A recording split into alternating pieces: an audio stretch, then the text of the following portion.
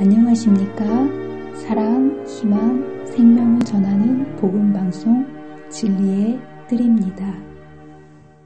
네, 성도 여러분 안녕하십니까? 전에도 항상 기다리시고 지금도 기다리시는 우리 주님께 또 이 예배 시간에 함께 하신 저와 여러분의 심령 속에 성령께서 충만히 임재해 주시기를 간절히 바랍니다. 성경 히브리서 11장에 보면 믿음장이 있는데요. 그 믿음장에 보면 우리의 믿음의 도둑들이 어떤 본향을 그리워했는지가 나와 있습니다. 아브라함도 갈대아 우르를 떠나서 가나안으로 갔지만 거기가 진정한 본향은 아니었습니다. 그래서 장막을 치고 살았다고 하지 않습니까? 히브리서에 나오는 수많은 믿음의 도둑들이 그리워했던 본향은 어디였을까요? 예, 하늘 본향입니다. 여러분은 이 하늘 본향이 그립습니까? 그들은 한결같이 자신들을요, 외국인과 나그네라고 소개합니다. 왜냐하면 그들이 그와 같이 말하는 것은 자기들이 본향 찾는 자임을 이 세상의 백성들에게 나타내기 위함이라고 했습니다. 그러면서 그들은 그들의 날마다의 삶을 통해서 말로뿐만이 아니라 노아도 그랬고 그 뒤에 수많은 믿음의 선조들은 그들의 삶으로서 더 나은 본향을 사모하니 그리고 그 본향이 하늘에 있다라는 것을 끊임없이 증거하는 삶을 살았는데요. 하나님께서 그런 백성을 위해서 무엇을 예비하셨다고 약속하셨습니까?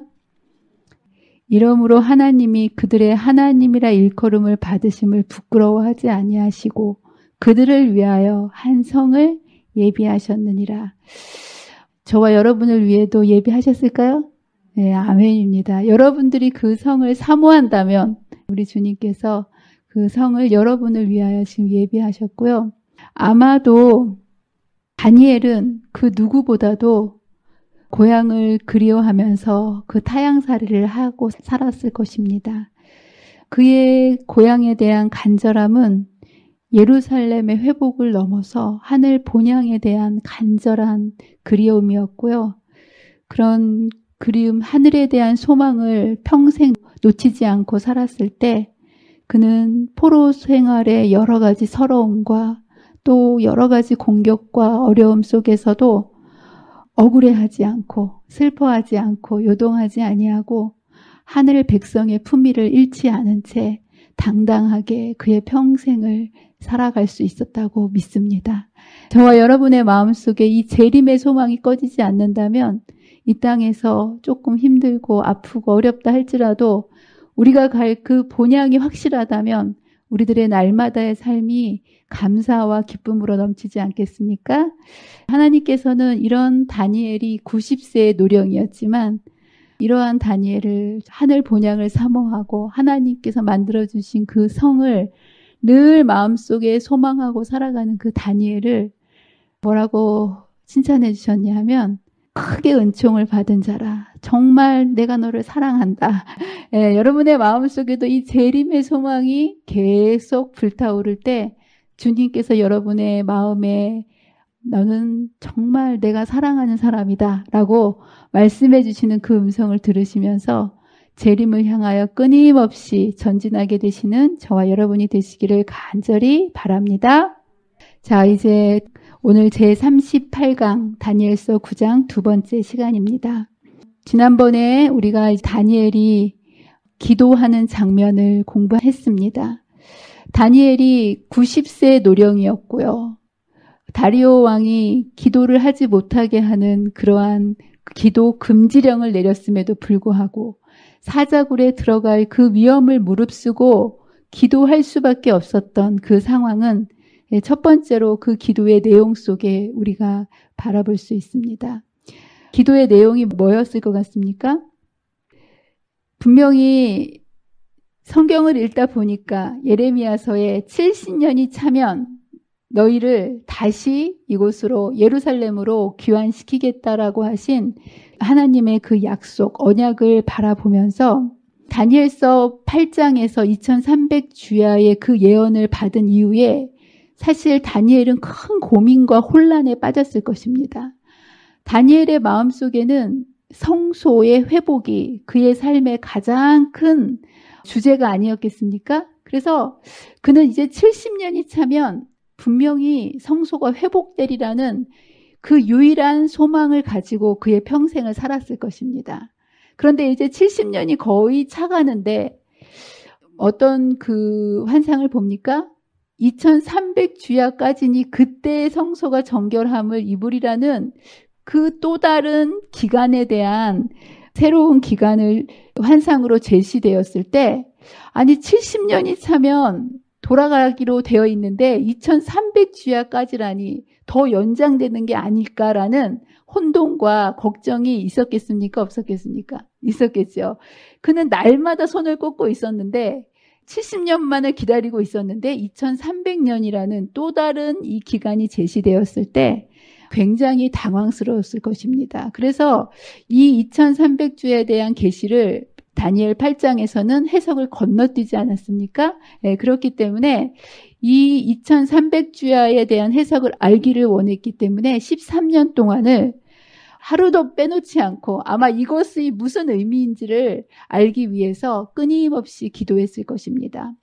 두 번째 그가 기도했던 내용은 그들에게 포로 귀환의 조건은 그들이 그냥 시간이 차면 저절로 돌아가는 것이 아니었고요.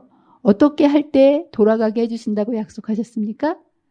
너희가 부르짖고 내게 와서 기도하면, 그리고 이스라엘 백성의 회개하는 조건으로, 기도하는 조건으로 이제 그들이 돌아갈 수 있었는데, 이 당시 이스라엘 백성들은 70년, 거의 70년 내내 타향살이를 하는 동안에 그들은 이 이방의 땅에서 자신의 신앙의 정체성을 제대로 세우지 못한 채 바벨론화 되어서 그렇게 살아가는 유대 백성들의 형편을 바라보면서 마음속에 너무나 다급해진 다니엘이 이때 금식하면서 죄를 무릅쓰고 하나님께 간절히 기도하는 모습을 보게 됩니다. 그래서 이 다니엘은 70년이 차가는 이 시점에서 이 하나님의 나라가 회복되는 일에 있어서 자신의 정치력이나 자신의 어떠한 경험이나 힘을 가지고 하나님의 나라를 회복할 수 있다고 믿지 않았어요.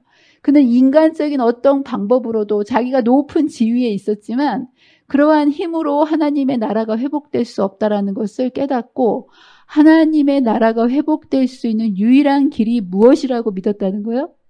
기도하는 거. 네, 그래서 다니엘은 이 이스라엘 백성들의 죄를 회개하고 다시 하나님께 그의 삶을 회복시켜 주도록 하는 그러한 간절한 기도를 드리게 됩니다. 그리고 이러한 다니엘의 위대한 기도에 대해서 하나님의 위대한 응답이 옵니다. 아주 정확한 때에 하나님께서는 그에게 나타나셔서 가브리엘 천사를 보내주시면서 그를 너는 크게 은총을 입은 자라라고 그 하나님께서 그를 얼마나 사랑하시는지를 그에게 확인시켜 주십니다. 그리고 이제 그 환상에 대해서 해석할 수 있는 가브리엘 천사로 보내주십니다. 그래서 여기 보면 그 환상을 깨달을지라라고 되어 있는데요.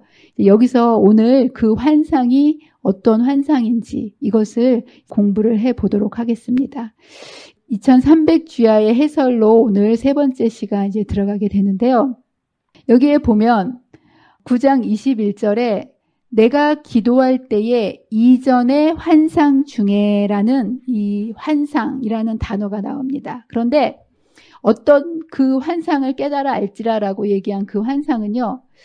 다니엘서의 환상이란 단어가 반복해서 계속 나옵니다. 8장에도 환상이란 단어가 나오고 9장에서 나오는 이제 환상이라는 단어가 나오는데 번역할 때는 이 환상이라는 이 히브리어를요. 그냥 우리나라 말로 다 환상이라고 번역을 했는데 히브리 원문을 자세히 보면 다니엘 9장 21절에 이전의 환상 중에 이란 이 환상은 하존이라는 히브리어를 사용했습니다. 그리고 그 환상이라고 밑에서 이제 23장에 그 환상을 깨달을지라라고 얘기할 때는 앞에서 얘기했던 하존이란 단어가 아니라 마레라는 환상을 다르게 표현하는 마레라는 용어를 사용했습니다. 이것은 무엇이 다르냐 하면 내가 기도할 때의 이전의 환상 중에 이거는 다니엘 8장을 보았을 때 다니엘 8장 전체를 가리키는 그 환상을 얘기할 때는 하존이라고 얘기합니다. 여러분 우리가 공부했죠? 다니엘 8장에 4가지의 환상이 나왔잖아요. 염소도 나오고 수양도 나오고 뿔도 나오고 그리고 두 사람이 이렇게 나타나서 2300주야에 대한 이야기를 하는 4가지의 환상이 나왔는데 이것을 다 합해서 이야기할 때는 이전 환상 중에 이 환상은 4개를 포함한 전체 환상을 이야기하는 겁니다. 그러면서 다니엘 9장 23절에 깨달으라고 한 그 환상은 이 4 환상 중에 무엇을 구체적으로 지적한 거냐면 마지막 해석하지 않은 환상 뭘까요? 2300주야에 대한 그 환상을 깨닫지 못해서 마음속에 굉장히 그 환상에 대해서 알고 싶지 않았겠습니까? 그래서 이제 3가지 앞에 있는 환상은 이미 다 해석을 했기 때문에 이 13년 이후에 가브리엘 천사가 나타나서 그토록 13년 동안 알고 싶어 했던 2300주야에 대한 그 환상에 대한 해석을 이제 가지고 오면서 다니엘 9장 23절에 그 환상을 깨달을지라라고 지적해 주면서 해석하지 않은 그 부분을 이제 해석해 주기 위해서 이 천사가 그 환상이라고 이야기합니다. 그래서 여기 다니엘 8장 26절에 보면 주야에 대한 환상은 확실하니 그 환상을 간직하라. 간직하라고 한 환상이죠. 2300주야 환상.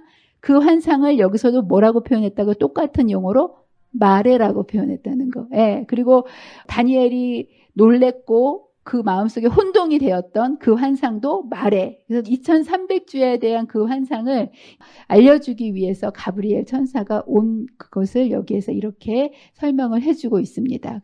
다니엘 8장과 9장은 비록 13년의 시간차가 난다라고 말씀을 드렸지요. 그 안에 다니엘 5장, 6장이 들어가는 그런 시대순으로 하면 그렇게 함에도 불구하고 다니엘 7장, 8장, 9장은 동일한 주제를 설명해 주는 아주 중요한 내용을 내포하기 때문에 8장과 9장이 연결되지 않으면 해석을 할 수 없기 때문에 13년이라는 긴 기간이 있음에도 불구하고 분명한 의도를 가지고 8장과 9장을 연결해서 여기에서 기록해 놓고 있습니다. 그리고 실제적으로 8장의 마지막 부분은 정말 너무 놀래고 알고 싶었지만 기절할 정도로 알고 싶었지만 그것이 이제 해석되어지지 않고 그 마레라는 용어를 사용해 가지고 여기에서 이것을 설명해 주기 위해서 가브리엘 천사가 이제 나타납니다.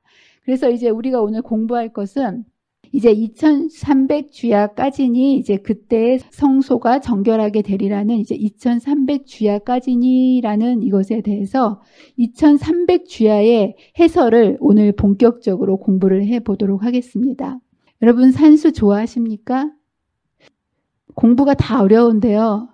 저는 수학이 제일 어려운 것 같아요. 네, 그래서 이제 오늘 사실은 이게 연도를 계산하는 거고 어떻게 생각하면 딱딱할 수도 있고 이렇게 공부를 해야지 이해할 수 있는 건데요. 이런 것일수록 정말 중요한 겁니다. 2300주야는 사실 2300주야가 무엇이다라고 성경에 구체적으로 이렇게 언급은 되어 있지 않아요. 그러나 오늘 여러분들이 공부를 해보면 아시겠지만 2300주야는 굉장히 중요한 의미를 가지고 있습니다. 무엇이냐 하면 하나님께서 인류 구원을 역사를 이루기 위해서 이루시는 그 구속의 역사에 있어서 아주 중요한 사건들을 예언하는 그 기간에 대한 특정한 기간이고요. 이러한 인류 구원의 역사 속에서 어떤 일들이 순서대로 일어날 것인지에 대한 정확한 연도를 기록을 해놓고 있습니다. 건물을 지을 때 설계도만 가지고 짓지 않습니다. 설계도는 무엇을 표현한 것입니까? 공간에 대한 어떻게 공간을 마련할 것인지에 대한 공간에 대한 것을 보여주기 위해서 표현한 것이 설계도입니다. 그런데 집을 지을 때 설계도만 가지고 건물을 짓지 않아요. 또 뭐가 필요할까요? 시간표가 필요해요. 언제 기초 공사를 하고, 언제 뼈대를 올리고, 언제 뭐 콘크리트를 부어서 언제 건물을 만드는지, 여러분들 건물을 짓다 보면 모든 것이 공사 스케줄표에 따라서 모든 것이 그때그때 이렇게 이루어지게 해야만 제 시간에 완공할 수 있지 않겠습니까? 그래, 마찬가지로 하나님께서 하나님의 백성을 죄로부터 구원해 내실 때 인간의 구원을 어떻게 이루실 것인지를 볼 수 있도록 구원의 청사진으로 보여주신 것이 그 성소예요. 그래서 하나님께서 어떻게 죄로 인해서 죽을 수밖에 없는 인류를, 사람들을 죄 문제를 해결하시고 완벽한 의인으로 구원해 내실지를 그냥 우리의 감정대로 믿습니다로 믿게 만드신 것이 아니라 눈으로 보이는 확실한 우리의 구원을 믿을 수 있도록 보여주신 것이 바로 성소입니다. 그래서 성소라는 그 공간을 바라보면 아, 이렇게 우리가 구원을 얻을 수 있는구나라는 것을 알 수 있고요. 그렇다면 그 구원이 어떻게 언제 이러한 구원의 계획들이 차례차례 이루어지는가를 보여주는 것이 2300지하라는 거예요. 너무 완벽하지 않습니까? 예, 우리 인간은요, 시간과 공간 속에 살아갑니다. 그래서 하나님께서는 인류 구원을 이루실 때도 그냥 뒤죽박죽 대충 이렇게 이루시는 것이 아니라 정확한 공간과 정확한 시간표에 따라서 하나님의 백성의 구원의 청사진을 만들어 놓으시고 구원을 이제 이루어내시는, 여러분들 이 우리의 구원이 언제 어떻게 이루어질지를 안다는 것은 정말 보통 특권이 아니겠습니까? 그렇죠? 이것을 하나님의 백성들에게 이렇게 분명하게 보여주고 계십니다. 그래서 2300주야는 두 가지의 부분으로 되어 있습니다. 2300주야는 구원의 마스터 플랜 아니겠습니까? 그래서 예수님께서 이 땅에 오셔서 우리를 구원하실 때 죄로부터의 구원, 십자가에서 우리의 죄값을 치르기 위해서 오시는 그 초림을 위해서 선택된 백성이 이스라엘 백성입니다. 구약에. 그래서 이 구약의 육적 이스라엘 백성들을 위해서 초림을 준비하도록 이제 만들어주신 그 기간이 70일회로 묘사되어 있고요.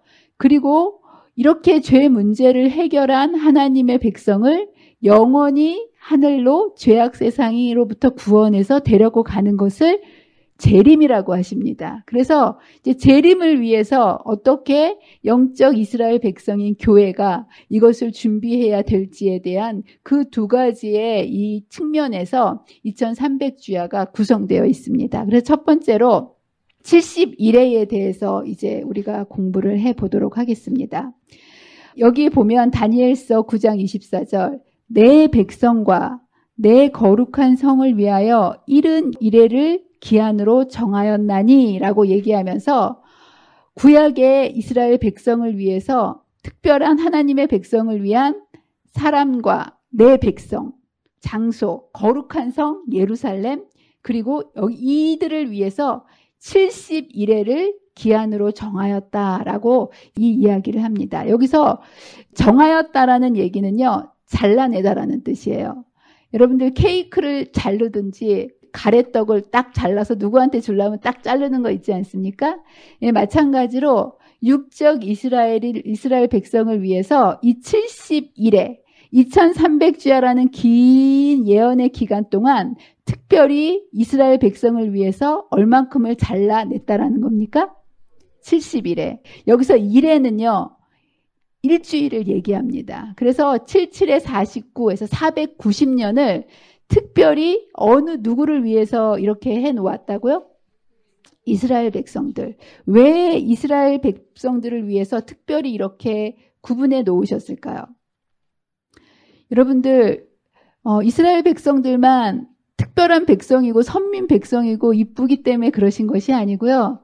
이스라엘 백성들을 아브라함을 통해서 선택하실 때 하나님께서 아브라함을 뭐라고 부르셨는지 아십니까?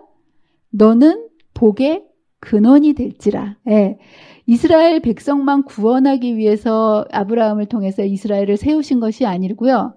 하나님께서는 하나님의 나라는요. 억지로 줄 수 없는 나라입니다. 우리에게 자유의지를 주셨기 때문에. 그러나 죄로 인해서 인간의 영적 감각이 다 망가져 버려서요. 눈에 보이지 않는 하나님의 나라를 이 세상의 사람들이 선택할 수가 있습니까? 없습니까? 없어요. 그렇기 때문에 하나님께서는 예수님이 이 땅에 보이는 하나님으로 오셔서 그분을 우리가 선택할 수 있는 그날이 될 때까지 이 땅에 하나님의 나라가 어떻다라는 것을 알 수 있는 하나님의 나라의 샘플을 두셔야만 그걸 보고 이 땅의 사람들이 하나님의 나라를 선택할 수 있기 때문에 하나님께서는 눈에 보이는 하나님의 나라를 예수님 오시기 전까지 샘플로 두셨고요. 또 한 가지는 예수님이 이 땅에 오실 때 하나님으로 오십니까? 사람으로 오셔야 됩니까? 사람으로 오셔야 되기 때문에 혈통이 필요했습니다. 그래서 이스라엘이라는 이제 아브라함의 씨, 다윗의 그 후손으로 이 땅에 오신다는 그 예언 그대로 오셔야 되기 때문에 메시아의 통로로 이 땅에 오셨고, 이제 그것을 위해서 구별된 백성이 이스라엘 백성입니다. 그래서 이제 이스라엘 백성을 위해서 이렇게 구별을 해 놓으셨는데, 이때 이 70일이라는 이스라엘 백성을 위한 특별한 기간 동안에 그렇기 때문에 무슨 일이 있어야 되겠습니까?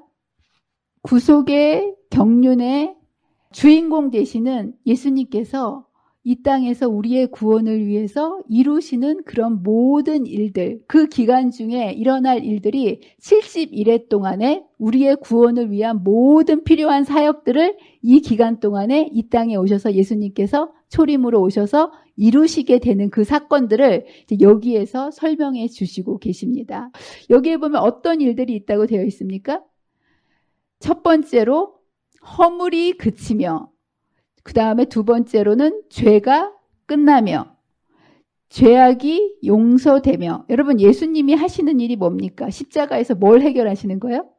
죄. 그래서 여기 보면 예수님이 십자가에 돌아가심으로 허물이 그치며 죄가 끝나며 죄악이 용서되는 이 땅에 오신 예수님의 십자가의 그 모든 그 사역을 통해서 이루시는 그 일, 그 기간 동안에 이 일을 이루실 것을 이 70일 동안에 일어날 것이다 라고 여기에서 설명을 해주고 있습니다. 그러면서 여기서 특별히 이런 것들이 용서되면서 결과적으로 영원한 의가 드러난다라고 이제 말씀하십니다. 하나님의 영원한 의가 드러나는 것은 너무나 중요합니다. 여러분, 하늘에서 왜 반역이 일어났을까요? 정말 하나님의 영광이 가득 찬 곳이 하늘 아니겠습니까? 그런데 왜 하늘 천사들, 우리보다도 훨씬 지성적인 그 존재들이 왜 그 하나님께 반역을 하고, 한두 명도 아니고 하늘 천사의 3분의 1이라는 어마어마한 숫자가 사단에게 미혹돼가지고 하나님을 대적하지 않았습니까? 왜 하늘에서 이러한 일들이 일어났습니까? 하늘에서, 하늘에 있는 이 피조물들이요, 하나님의 영광은 볼 수 있었지만 하나님의 속성인 영광은요, 외적인 그 속성입니다. 그러나 하나님의 사랑은 내적인 속성 아니겠습니까? 그리고 사실 이 사랑은요, 야광이 빛에서는 별로 드러나지 않는 것처럼 야광은 어디서 그 빛을 냅니까? 어둠 속에서. 그래서 이 사랑이라는 게 사실 사람 안에 있는 사랑도요, 사실 드러나는 속성이 아니에요. 그렇죠? 이게 희생과 겸손으로 드러나야 되는 건데, 하늘에서는 그 완벽한 그 상황 속에서 이런 하나님의 사랑이 제대로 그 영광에 가려서 드러나지 못했기 때문에 하늘 천사들은 사단의 기만에 의해서 하나님의 그 내적 속성인 사랑에 대해서 잘못 기만을 당했습니다. 그래서 하나님의 그 사랑을 온 세상에 제대로 보여주셔야만 됐기 때문에 예수님이 이 땅에 인간의 모습으로 오셨고, 그 십자가에서 가장 어두움의 죄악의 그 순간에 가장 희생과 겸손의 모습을 통해서 하나님의 사랑이 온 우주와 이 지구에만 보여진 것이 아니고요, 이 온 우주 속에서 십자가를 통해서 분명히 보여짐으로 인해서 온 우주에 이 70일의 이 기간 동안에 하나님의 의가 온전히 드러나게 될 것이라는 그 사건을 여기에서 영원한 의가 드러난다라고 이제 이야기하고 있습니다. 이제 다섯 번째로 이 기간 동안에 환상과 예언이 응할 것이다 라고 이야기하는데, 이제 여기에 예수님이 어떻게 초림으로 오실 예수님을 위해서 예루살렘 성전이 재건될 것이며 예수님께서 언제 탄생할 것이며, 이게 다 예언 아니겠습니까? 어떻게 돌아가실 것이고, 그리고 어떻게 복음이 세상에 다 전파될 것인지에 대한 인간의 구원에 필요한 모든 예언들이 이 70일의 기간 동안에 완벽하게 응하게 될 것이다. 그리고 너희들은 이 70일의 동안에 이루어지는 모든 예언이 응하는 모습을 보면서 예수님의 재림 2300주야도 정확하게 이루어진다라는 믿음을 가져라라는 그 의미에서 여기에 보면 이 기간 동안에 구약시대의 모든 환상과 예언이 이루어질 것이다 라는 이 예언을 하고 있고요. 마지막으로 여기에 보면 또 지극히 거룩한 이가 기름 부음을 받으리라 라는 예언을 하게 됩니다. 여기서 지극히 거룩한 이는 무엇을 의미할까요? 우리 너무나 기름 부음하면 다 메시아 예수님을 생각하셔서 여기에서 지극히 거룩한 이가 기름 부음을 받으리라 하면은 예수님이 메시아가 되시나 보다라고 이해하고 있는데요. 여기에서 이제 정확한 이 히브리 원어를 보면 지극히 거룩한 이, 여기 이제 거룩한 이라는 표현이 있는데요. 이것은 메시아라고 번역이 되어 있지 않아요. 이 원어를 보면 코데시 카다심이라고 해가지고 이거는 기름을 바르다라는, 관유하다. 성전을 새로 지었을 때 모세가 새로 성전을 짓고 성막의 그 사역을 시작하기 전에 제일 먼저 무엇을 했냐면 기름을 발라서 거룩하게 하는 일을 했거든요. 그것을 관유를 하다라고 이제 표현하고 있는데요. 이 코데시 카다심은 사람에게는 적용하는 용어가 아닙니다. 이거는 물건이나 장소에 적용하는 용어고요. 성소 용어인데요. 이 용어는 이제 무엇을 의미하냐면 이것을 통해서 거룩한 물건에 관유가 달라졌다라는 모세 시대의 성막, 거기에서 사용된 동일한 용어로서 여러분 예수님께서 승천하신 이후에 이 땅에 무엇이 부어졌습니까? 성령이 부어졌죠. 이 성령이 부어졌다는 의미는 뭐냐면 마치 모세가 성막을 지었을 때 그 성령을 의미하는 그 기름을 부음으로 인해서 지상 성소에 세워진 그 성소의 봉사가 시작됐다라는 시작을 알리는 것처럼 예수님께서 이 땅에서 돌아가시고 나서 하늘 성소에 그 피를 가지고 가셔서 성소 사역을 시작하지 않으셨습니까? 이 기름이 부어졌다라는 이 의미는 뭐냐면 하늘 성소에서 하늘 성소가 드디어 가동되기 시작되었다라는 것을 이 70일의 기간 동안에 이러한 것이 성취되었다라는 것을 정확하게 말씀을 해 주시면서 하늘에서 그리스도의 성소 봉사가 이 70일의 동안에 시작되었다는 것을 여기에서 명확하게 예언을 통해서 말씀을 해주고 계십니다. 그래서 염소와 송아지 피로 하지 않고 단번에 성소에 들어가셔서 이제 예수님께서 하늘에 가셔서 무엇을 하시는 거예요? 성소 봉사를 시작한 이제 그것을 정확하게 여기서 말씀을 해주고 계십니다. 그렇다면 이 중요한 70일회가 2300주야가 도대체 어디서부터 시작될 것인가? 여기에 보면 2300주야까지니라는 그 기간 동안에는 언제 2300주야에 끝날 것이고 그리고 2300주야 동안이라는 어떤 기간만 이야기하고 있지 언제 시작할 것인지 그리고 이것이 언제 끝날 것인지에 대한 설명이 있습니까? 없습니까? 없지요. 다니엘이 그걸 정말 알고 싶었거든요. 그런데 여기에 보면 정말 그 2300주야의 중요한 답을 알려주는 열쇠를 여기에서 이야기합니다. 2300주야의 시작점을 여기서부터 언제부터라고 되어 있습니까? 예루살렘을 중건하라는 영이 날 때부터, 이때부터가 2300주야의 시작이라는 거예요. 중요하겠습니까? 이거 굉장히 중요합니다. 그래서 2300주야에 대한 그 기산점과 종결점을 알지 못해서 성소가 언제 정결하게 될 것인가가 굉장히 마음속에 혼란과 걱정이 되어 있던 다니엘에게 예루살렘을 중건하라는 그 영예에서부터 시작되는구나라는 것을 깨닫게 되고, 그렇다면 언제 예루살렘 중건령이 내려졌는지 이것을 역사적으로 살펴보는 것이 굉장히 중요합니다. 그런데 참 안타깝게도 이스라엘 중건령은요, 한 번 내려졌으면 그냥 거기가 기산점이 되면 되는데 한 번 내려진 게 아니라 3번 내려졌습니다. 그런데 여기서 이 3번 내려진 중건령 속에서 우리가 정확하게 어떤 것이 기산점으로서 우리가 이것을 잡아야 되는지를 알기 위해서는 중건령이 내려진 것만으로는 부족하고요. 그 중건령을 통해서 성이 중건되어 광장과 거리가 세워질 것이며 라는 예루살렘 성전뿐만 아니라 그 성을 보호하는 성벽이 쌓이고, 그러므로 인해서 광장과 거리까지 완벽하게 세워지는 그것이 이루어지는 중건령이 기산점이 된다는 것을 여기에서 명확하게 제시해 놓고 있습니다. 그래서 여기에 이제 3번의 중건령이 내렸는데요. 첫 번째로 고레스가 왕이 되자마자 유대 백성들을 고국으로 돌아가라는 중견명을 내리지 않았습니까? 그들이 돌아와서 기초를 놓았습니다. 그런데 그들이 그 성을 쌓을 때 우리가 전에 목사님하고 안식일마다 느헤미야와 에스라를 다 공부하지 않았습니까? 성을 쌓고자 했을 때 술술 성전을 회복할 수 있었습니까? 아니지요. 많은 반대가 있었죠.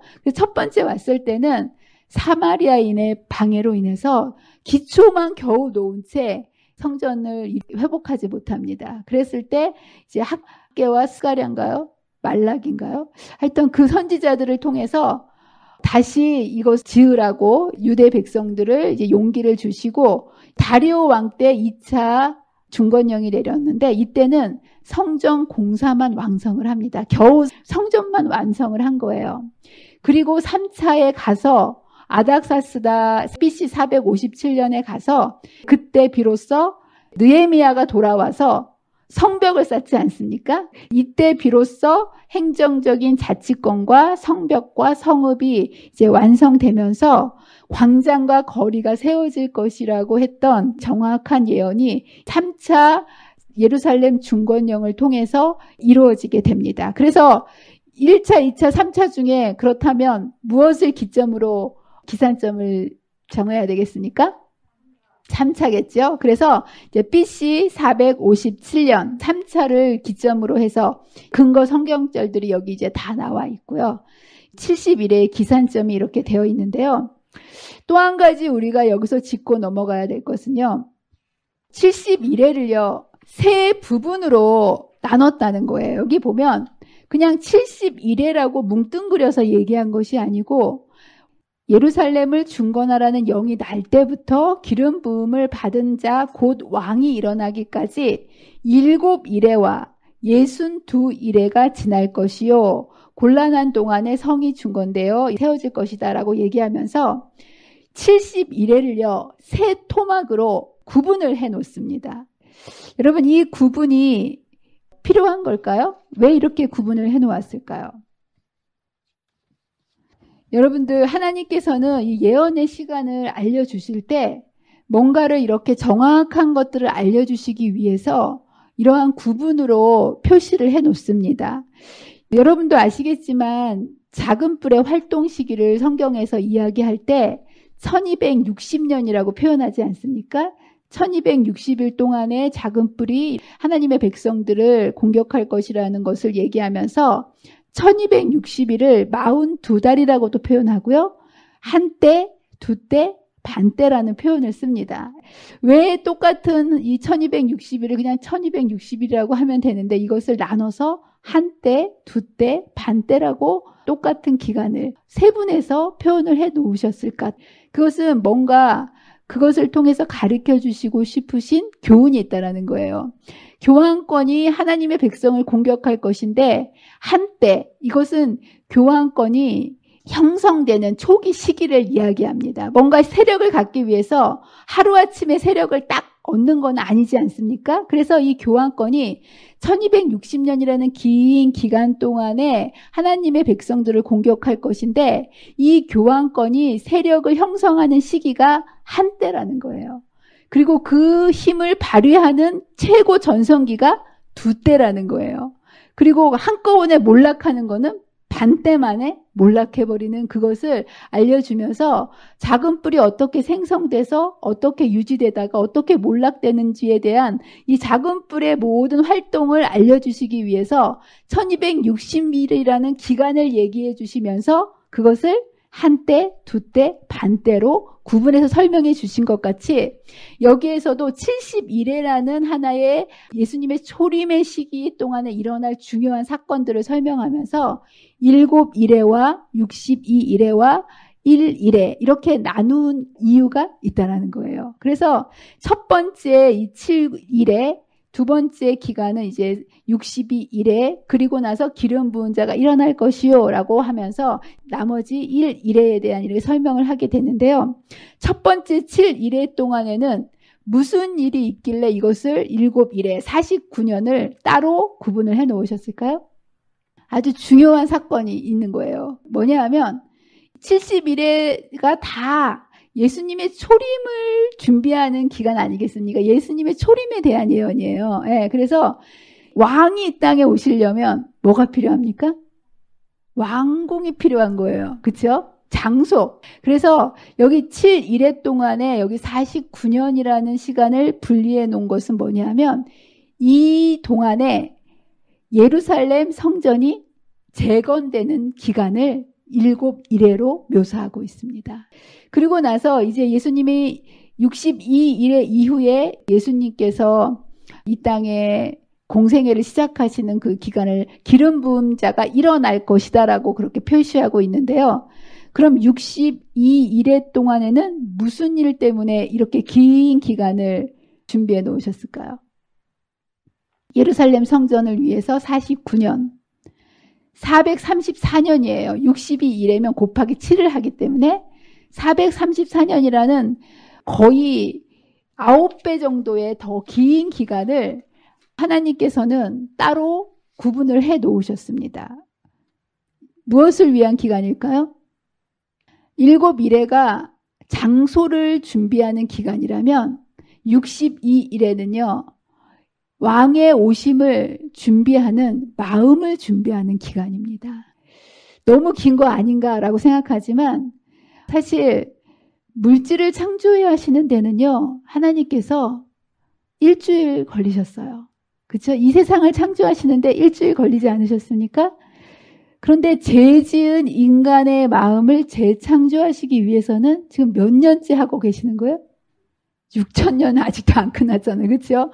인간의 자유의지를 주셨기 때문에 마음을 준비하는 것은 어떤 성전 하나 뚝딱 짓는 거는 정말 우리가 생각하기에 성전 짓는 게 힘들다고 생각할지 모르지만 정말 힘든 거는 마음을 준비하는 거기 때문에 하나님께서는 62일이라는 긴 기간 동안에 하나님의 백성들이 오실 메시아를 준비하기 위한 그 기간을 이렇게 만들어 주시면서 야 정말 이 죄라는 것이 얼마나 사람의 마음속에 들러붙게 되면 치명적인가. 이 마음을 예수님을 마음으로 준비한다는 것이 얼마나 힘들고 참 어려운 것인가를 이 기간을 통해서 우리에게 보여주고 계십니다.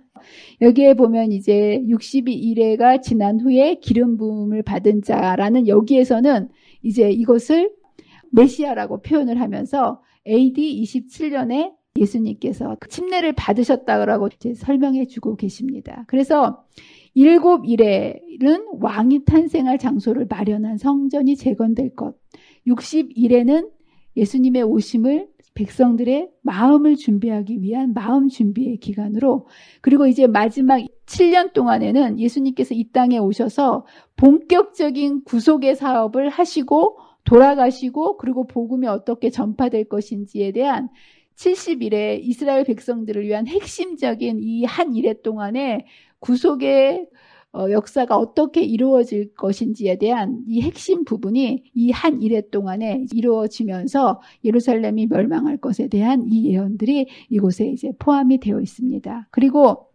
그것을 정확하게 표현한 그래프가 바로 이 그래프입니다.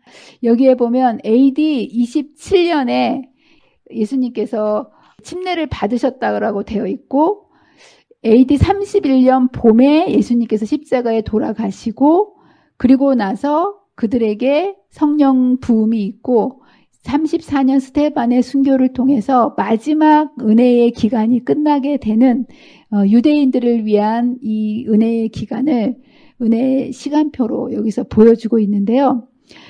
여러분 예수님께서 공생애로 나아가신 나이가 몇 살이라고 여러분 알고 계십니까? 30세. 근데 여기서 예수님께서 침례를 받으신 게 원래는 그러시면 AD 30으로 되어 있어야 되지 않겠습니까? 근데 여기 몇으로 되어 있습니까? AD 27년. 왜 AD가 뭐고 BC가 뭔지 아십니까, 여러분? 여러분이 하나님을 믿든 안 믿든, 김정은이 하나님을 받아들이든 안 받아들이든, 온 세상의 역사는 무엇으로 나눠질까요? 예수님을 기점으로 나눠집니다. 그래서 예수님의 탄생 이전을 before Christ 해가지고 예수님 탄생 이전을요 BC라고 기원 전이라고 얘기하는 거예요. 그리고 AD는 이제 아노 도민이라는 라틴어인데요. 이거는 in the years of the Lord 해가지고 우리 주님의 시간이라는 예수님의 탄생 이후에 라는 표현입니다. 그래서 이 세상의 모든 역사는 누구를 기점으로 연도가 정해진다는 거예요? 여러분의 생일도요. 누구 탄생을 기점으로 여러분이 정해지는 거예요? 예, 여러분이 탄생한 것도 예수님 탄생 이후 몇 년 흘렀다. 이걸로 정해지는데요. 근데 이거는 AD, BC는 사람이 만들어 놓은 거예요. 누가 이것을 만들었냐면 엑시쿠스라는 이 사람이 이전까지는 로마 건국일을 기준으로 해서 계산을 했었는데 예수님의 탄생을 기점으로 해서 역사를 맞추자라고 이렇게 제안을 했고 그런데 이제 이것을 맞추는 과정 속에서 인간적인 오류로 인해 가지고 날짜 계산을 잘못한 거예요. 예, 그래서 몇백 년이 흐른 후에 이것을 잘못 계산했구나를 깨닫고 다시 이제까지의 연도를 AD와 BC로 나눴던 것을 다 고치려니까 고칠 수가 없어서 이제 예수님의 탄생을 BC 4년으로 다시 재정정을 하고요. 나머지를 그냥 한 대로 이렇게 냈기 때문에 AD 27년은 예수님께서 30세가 되시는 해고요. 예수님의 탄생이 BC 4년으로 계산이 됩니다. 그래서 예수님께서 33살 반을 살고 돌아가셨잖아요. 그래서 예수님께서 돌아가신 날짜도 31년 봄에 이렇게 돌아가시는 거고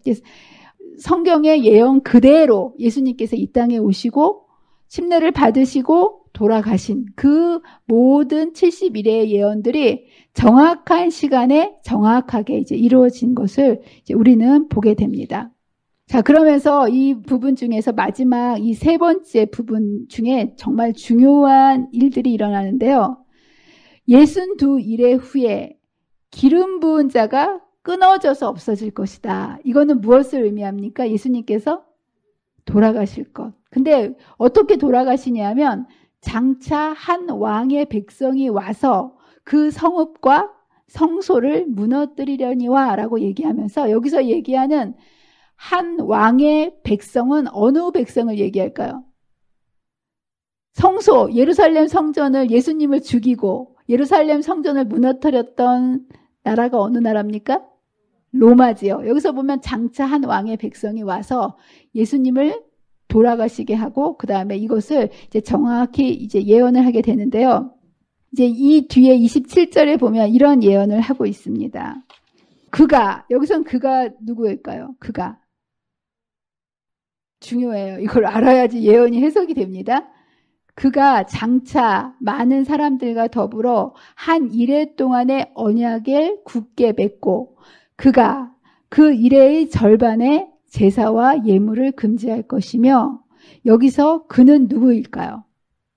기름 부음을 받은 자인 메시아 예수 그리스도입니다. 예수님께서 이 7년 한 이래 동안에 그 이래의 절반의 제사와 예물을 금지하는 일을 하신다라는 거예요. 예수님께서 이 땅에 오셔서 제사와 예물을 금지하는 일을 하셨습니다. 무엇을 통해 하셨습니까? 예, 십자가에 달려 돌아가심으로 인해서 이제까지 성전에서 예수님의 죽음을 상징하는 끊임없는 제사가 계속 이루어지지 않았습니까? 근데 이제 예수님께서 실체로 오셔서 그 일회의 절반에 31년 예수님께서 33살 되시는 그 봄에 십자가에 달려 돌아가심으로 성소의 휘장이 위에서부터 아래로 찢어지게 되고 모든 성소 제도와 모든 제사가 끝나버리고 속죄의 제물을 의미하는 그리스도를 상징하여 들어온 모든 예물이 폐지되는 그 일을 예수님께서 이루셨다. 이것을 정확하게 설명하고 계십니다. 그러면서 여기 보면 장차 많은 사람들과 또 그 예수님의 돌아가심으로 인해서 그 성소 제도와 예물을 폐지하셨을 뿐만 아니라 장차 많은 사람들과 더불어 한 일회 동안의 언약을 굳게 맺는 일, 이것을 또 사역을 통해서 하십니다. 이것은 무엇을 의미할까요? 이 기간 동안에 마지막 한 주일이 아니겠습니까? 여기 보세요. 마지막 한 주, 7일에 AD 27년부터 예수님께서 돌아가신 거는 AD 31년이었어요. 돌아가시고도 3년 반이 더 남아있지 않습니까? 이 1회 동안에 7년 동안은 이스라엘 백성들을 위한 특별한 기간이었는데 이것을 한 1회 동안의 언약을 굳게 하셨다라는 이 이야기는 뭐냐면 예수님께서 십자가에 돌아가심으로 인해서 이 땅의 백성들과 맺은 그 언약을 피로 비준하신 거예요. 그래서 유대인들은 이 71회가 차기까지 비록 그들이 하나님을 반역했고 그리고 하나님을 배도했고 심지어는 나라가 멸망했지만 그들은 여전히 하나님의 나라였다는 거예요. 예, 이것을 굳게 하셨다는 얘기고 왜 그랬을까요? 포로로 잡혀갔지만 그래도 하나님의 나라였습니까? 하나님의 나라였어요. 나라가 망했지만 하나님의 나라였습니까? 네. 왜 그랬을까요? 이유는 단 한 가지, 언약 때문이었습니다. 하나님의 언약은요, 사람들의 어떠함과 상관이 없어요. 하나님께서 이루시기로 언약하셨으면 사람들이 비록 그 언약에 실패하고 배도하고 그들이 이렇게 하나님을 등지고 우상 숭배를 했지만 그분의 신실하심 때문에 그분이 그 모든 것들을 다 이루시고 71회가 차기까지는 하나님의 백성으로서 유대 백성들이 하나님께서 그들을 통해서 구원의 사역을 이루시는, 그리고 이 34년의 스데반의 핍박으로 인해서 유대인들이 공식적으로 하나님의 백성을 거부하는 그 순간까지는 하나님께서 71회 동안에 하나님의 백성으로서의 하나님께서 충실하게 언약을 지켜내셨다라는 거. 여러분들 재림의 약속도 이렇게 하나님께서 신실하게 이루어내실까요? 저는 아멘이라고 생각합니다.